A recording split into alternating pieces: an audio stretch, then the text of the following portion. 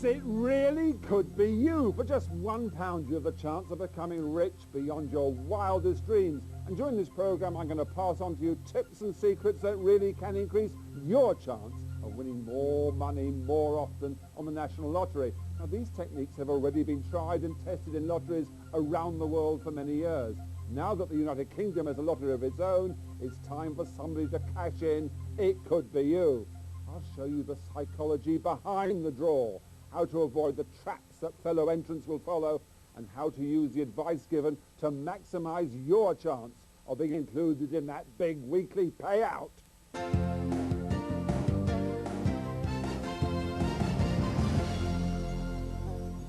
A good tip. You'll be surprised how many people use birthday and anniversary numbers for their entry. By doing this, they're only picking from 63% of the available numbers. That's less than 2/3. It might also seem completely random to you, but the problem is it does to everyone else as well. If you don't believe me, then just take a look. I always put my birthday, always do that, which quite a lot of people do. Birthday to my youngest son. One lot is birthdays. It's just birthdays. More advice basically on birthdays. I do one based on birthdays. The odd birthday, but I'm not saying which is mine. You're not pitting your wits and judgment against a random number machine. You're battling against everyone else who enters. Puzzled? I'll tell you more in a minute. But let's spend some money first. I'd spend some of it, save some of it, have a good time. It's a nice house with its own pool, I think. I would bank it and go on a world cruise. New house, new car, holiday, retire into the sun. A car, a nice car. Buy a house, car, boat. Don't work, stop working. A decent piece of jewellery and a holiday, a day out in Harrods, you know, something like that. Teach myself to fly, even though I can't stand flying. I don't know what I'd do with it, honestly. I know I'd be rich and that'd be it. For just £1, you can dream the dream. For a week, you can fantasise about being a multi-millionaire or millionairess. The problem is that this terrific reward tends to overshadow any common sense or strategy when it comes to picking numbers. This results in many people holding the same combinations. This is fine if you're out only to win a tenner or so, but you'll be a bit peeved if you had to share the jackpot with 7 other winners, just like the first draw in November of '94. The human being is notoriously bad at being random. Let me give you an example. People often guess the outcome of a coin toss. Now, if you ask them to predict a series of tosses, they pick heads as often as tails. But 80% of the guesses begin with a head.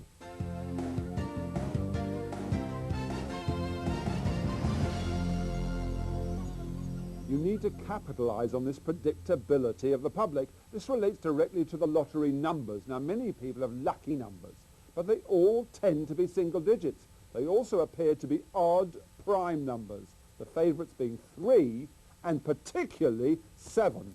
7 months are a lucky number, so I always have 7. I keep thinking number 3 is going to be one of the number. You want more information? Okay, then let's have a look at the way people fill their cards out. The numbers are arranged in 10 rows on each board or pound entry. Most people start by picking numbers at the top. This leads to patterns that look random to the eye as they go down the board, but they're not. What looks pure chance might not be. The majority of people are afraid of clumping their ticks together because to them it doesn't look random. I'm sure numbers will be picked more randomly if they were in horizontal rows, left to right, 1 to 49. The lottery organisers bank on the fact that every so often a rollover will occur, greatly boosting the jackpot. This helps to keep the public and media frenzy going over the lottery. A rollover occurs when no one has picked the successful 6 numbers that week. But how can that happen when there are only 14 million combinations and more than 50 million entries have been registered? Exactly. People are picking the same combinations over and over and over again.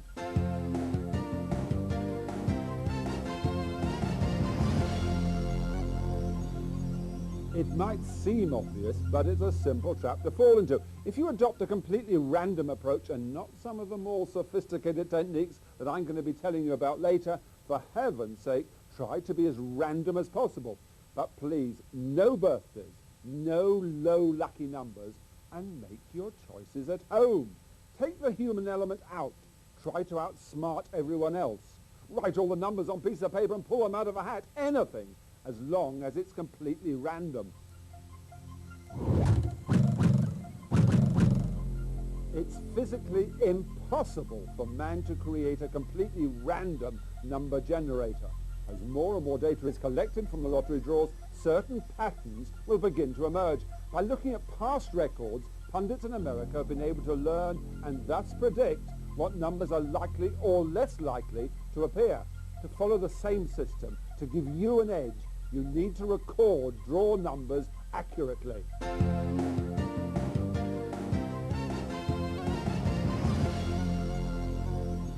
When the numbers are printed in newspapers the following day, they're put into numerical order. For example, 3, 33, 45, 38, 14, 29 becomes 3, 14, 29, 33, 38, 45. This is fine. If you've won a prize, it makes it easier to spot.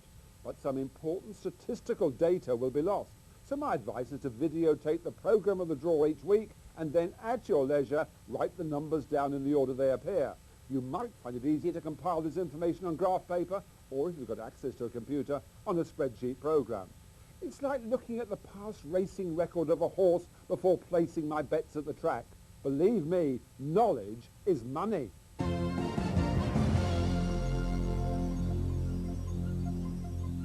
Just a word about a few schemes that I've come across in the last few weeks. Believe me, some of them are harebrained to say the least, like basing your numbers on astrology charts that appear in the media. These can only channel you into the same thought processes as thousands of other people, so don't. And basing your numbers on the numerical interpretations of dreams does exactly the same. For heaven's sake, pick your own numbers. If it's not random or based on mathematics, I simply don't want to know. Okay, before we get into the heavy mathematical stuff, let's have a look at how the lottery operates. Now, ever since Camelot won the franchise to operate the National Lottery, terminals have sprung up in every supermarket, post office, garage and corner store you care to mention. But what happens to your numbers after they've been entered into a terminal? Well, every night the computer room in Watford connects by telephone line to each of the terminals and downloads all the entries from the day into their central computer. This provides Camelot with a huge database of entries for the week. The jackpot is then worked out by calculating all the probable lower prizes that will be drawn. Interestingly enough, the prize pool is split approximately into 3 sections. 1/3 for the jackpot, another for the 2nd to 4th prizes, and a final third for those tenors.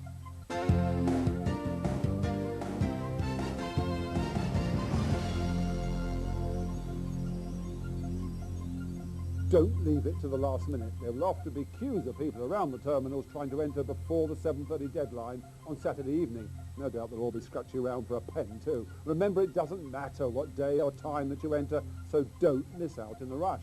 Now, when the draw occurs on Saturday night, Camelot's computer instantly knows how many prize winners there are and where the prize winners bought their tickets. It doesn't actually know any names of the winners though. That's up to you to contact them. Hopefully after watching this video, you'll be doing just that.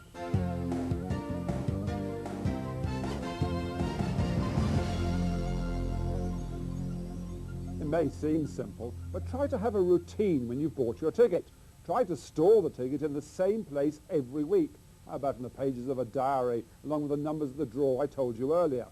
Don't be like the Miami couple who accidentally threw away their $10 million ticket in the garbage. They spent ages sorting through the rotting plastic bags of rubbish on a waste tip. They didn't find it. Now you know some of the background behind the lottery. Let's return to the real job of winning. Now, earlier I told you to write the successful numbers down each week. If you've done your homework properly, here's where you're going to benefit. The chances of this £1 coin landing on heads or tails is roughly 50-50 either way. So over 1,000 throws you would expect to have 500 heads and 500 tails. Now here's where it gets interesting. What would the probable outcome of the next toss be if I had thrown 600 heads and only 399 tails? There are two schools of thought. One, it must be a head, as obviously the coin is experiencing a bias towards heads. Or two, it must be a tail, as a tail is long overdue. The following advanced techniques illustrate both of these thoughts.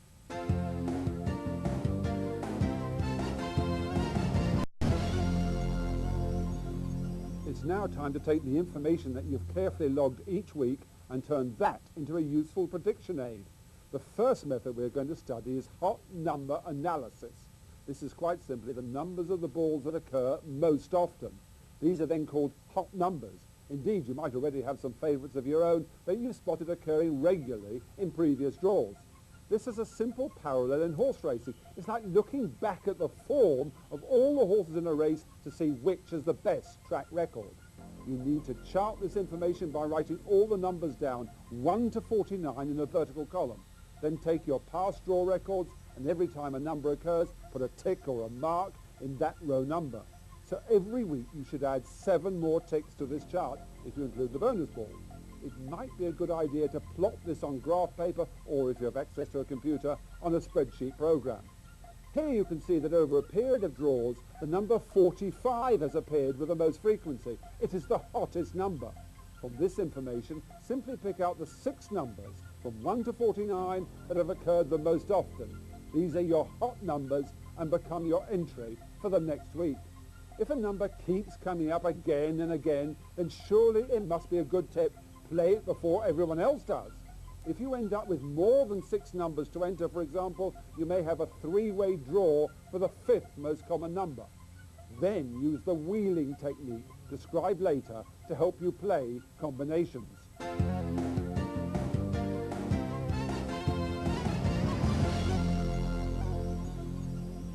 I said to myself, John, how can I make people's lives easier when they're trying out the analysis and prediction methods on this video, or more to the point, what else can I do to set them on the road to riches? Because I'm a generous man after all. Then it struck me.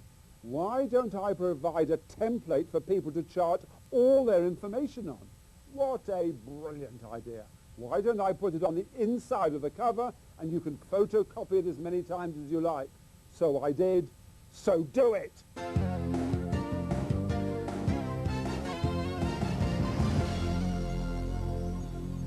The aim of this method of analysis is to ascertain which numbers have had the highest occurrence in each of the draw positions.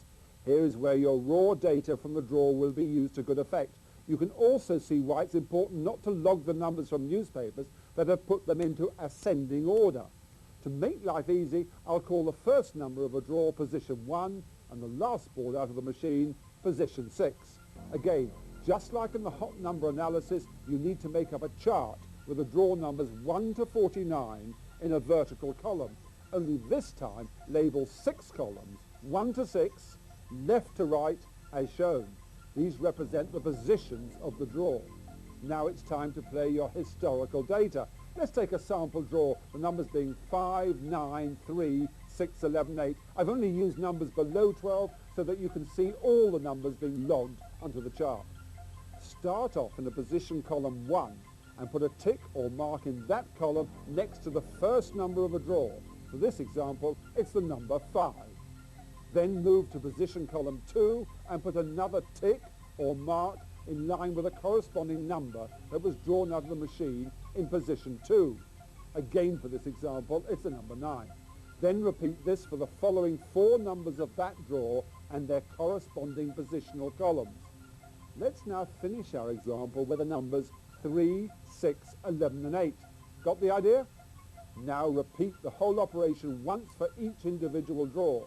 You should gradually start to build up a pattern on your chart that will lead you to the number that is most frequently drawn in each position.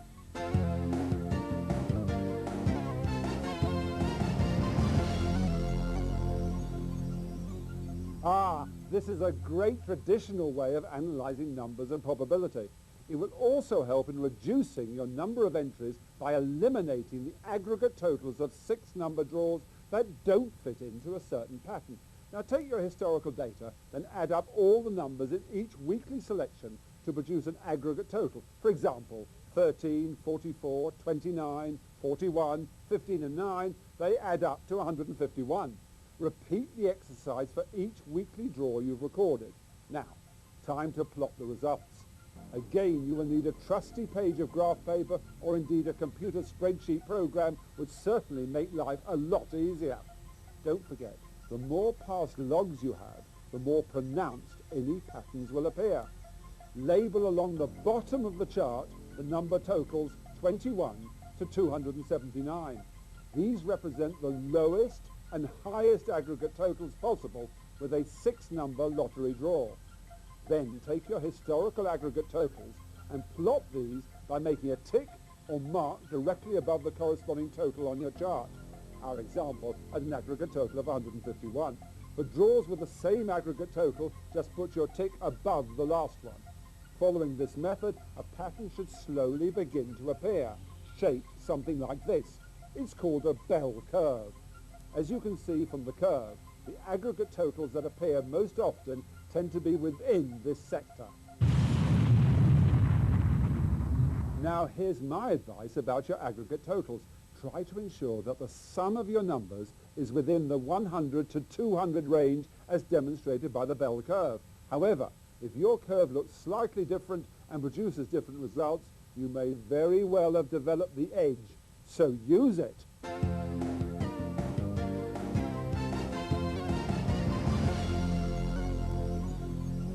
Let's take a break from the heavy-duty maths to give you a little tip as we are talking about spotting trends. Try to avoid any easily recognizable pattern of numbers. For example, 5, 10, 15, 20, 25, 30, or 1, 2, 4, 8, 16, 32. You'll be surprised how many folk fill out patterns like these. Again, we don't want you sharing the jackpot with anybody, do we? And as we're on the topic of money, I need some inspiration. Let's spend some more of that lovely cash. The first thing I'd do is buy a new house. Travel. That's one of the things I like, travelling, fishing. Then inject a lot of money into Manchester City. I'd like to just travel around the world like that anyway. Nice big car, nice few motorbikes, try and blow as much as you want and still be set for life.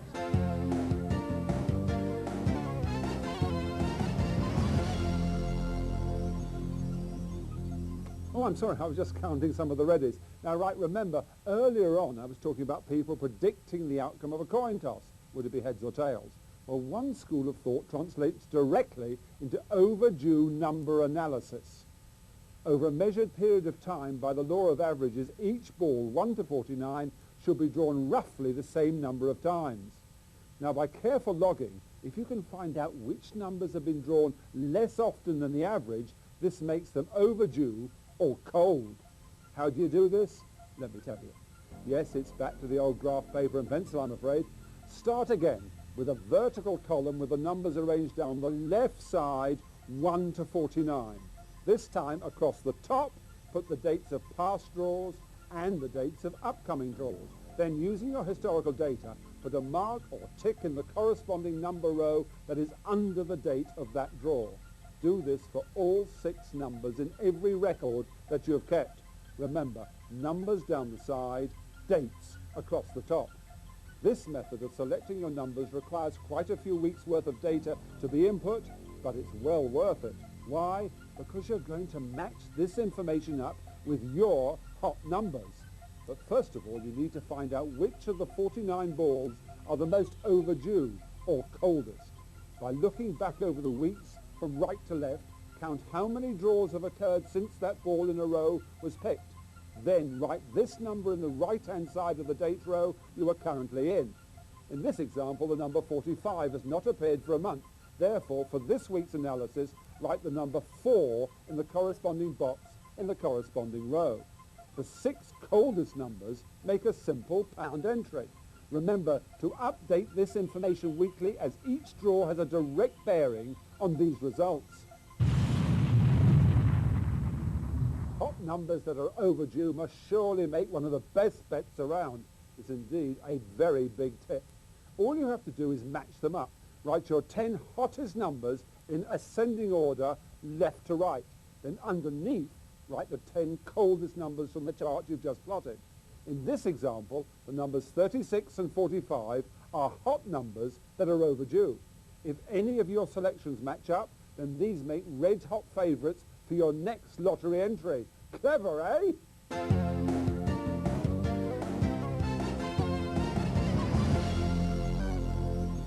There's been a lot written in the press about the magic art of wheeling. It's in fact very simple. They're only number matrices, but used properly, wheeling can have great benefits. It makes sure that you've maximised the numerical possibilities of a set of numbers that you wish to play. Let's have a look at the possibilities. A 6-number wheel gives you only one possible entry. A 7-number wheel gives 7 combinations. An 8 gives 28, a 9 84, and a 10-number wheel 210. I could go on, but you're hardly likely to enter more than 210 single-line combinations in one week's draw, unless, of course, you're in a syndicate. As with any wheeling system, you have to calculate a pool of numbers to wheel from. The larger the pool, the larger the wheel, as we've seen earlier. Use the hot number analysis, order analysis, and overdue analysis methods to select your choice. The McCririck simple 7-number wheel. Choose your 7 best numbers out of your pool and substitute them into this matrix of letters. This covers every possible combination to win the jackpot. Now here's where it gets clever. Look at the combinations you've entered that could win you many of the lower prizes. Remember, all you have to do to win a tenner is match 3 winning numbers. Here, for example, if A, B, C and D were in the 6 chosen by the machine on the day of the draw, you would have 3 winning lines of 4 numbers and 4 winning lines of 3 numbers. Just let me say that again. That's 4 fifth prizes and 3 fourth prizes, a probable payout of approximately £235. The odds of this happening are manageable, 500 to 1. If you only managed 3 numbers, the payout would still be £40 at odds of only 38 to 1. But wait a minute, what about the bigger prizes? For example, let's say the winning jackpot is £2 million in the worst case scenario. This is the lowest Camelot has predicted. 5 numbers selected will give you 2 third prizes and 5 fourth prizes, netting £3,260 at odds of nearly 17,000 to 1. 5 correct and the bonus ball would bring 1 second prize, 1 third, and 5 fourth prizes estimated to net over £100,000, the odds being 1 in 300,000. You'd have a 1 in 2 million chance of winning the jackpot, but don't forget the 6 third prizes that would net a total £2,009,000. And now for the bonanza. Pick the 6 winning numbers and the bonus ball. Not only would you grab the jackpot, but you'd also scoop up 6 second prizes, netting in total £2.6 million. The downside is that this is rather unlikely, having odds of approximately 86 million to 1. If you manage this, I think you should win Camelot itself. But seriously, with a bit of diligent planning, you can make wheeling work for you. Don't forget, you are filling your wheel with numbers from carefully analysed past form. Remember, a key number is one that occurs twice or more in any of the analysis methods I've told you about earlier. The single key number wheel plays your hottest key number in all entries and then rotates from a pool of 6 to give you 6 possible entries. Again, those prizes can mount up. Excellent strategy for a £6 entry. This, as you probably guessed, contains 2 key numbers selected from your analysis methods. And now to play them to great effect. Follow this matrix template to employ your dual key numbers in every entry. As you are placing more emphasis on past analysis, I've taken it for granted that you're more confident of what numbers will come up in the next draw. So let's keep the amount of entries down by choosing from 5 numbers in a pool to fill the 4 remaining spaces. This will give you 5 possible entries, another sound strategy aiming to win more than 1 prize, but this time for a £5.